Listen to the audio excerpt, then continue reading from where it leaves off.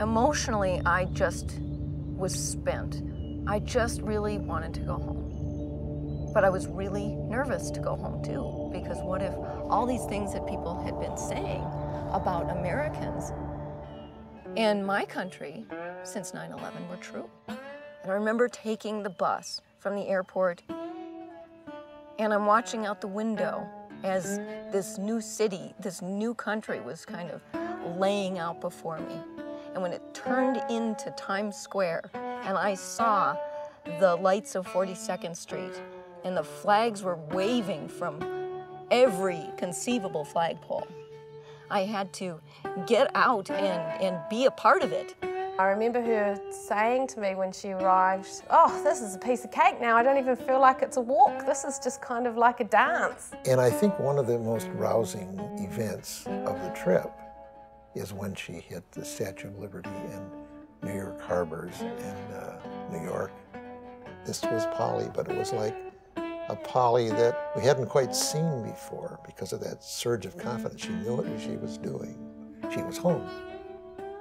And all along I had been looking for a place that would be really apropos to start this last leg of the journey. And as I was there for 6 days, it became very apparent that Ground Zero was going to be my starting point. I was re-diagnosed with breast cancer. My diagnosis was not a recurrence of my original cancer. It was actually a new primary cancer, which occurs maybe somewhere between 10 and 15% of the time. It was on in the contralateral breast, meaning on the other side from my original cancer. Telling Polly was pretty difficult. She was decidedly upset by the news and extremely supportive throughout. I had promised Polly that I would walk with her from Denver to Vail when she got back to Colorado. I truly wasn't certain that I was going to be able to do that. After going through the bout of the cancer and all the treatment and so on, you kind of get more of a sense of your own mortality, and in facing that you realize that you just can't put off everything until tomorrow. And so we sold the home in Lake City and bought an RV and took off doing traveling. One of our big trips was then when Polly got back to the United States and we joined her in Canada. And then all of a sudden I heard she was going to Toronto. She wanted to take the northern route through small towns. There's not the same kind of pretense or irritation and suspicion in a larger town.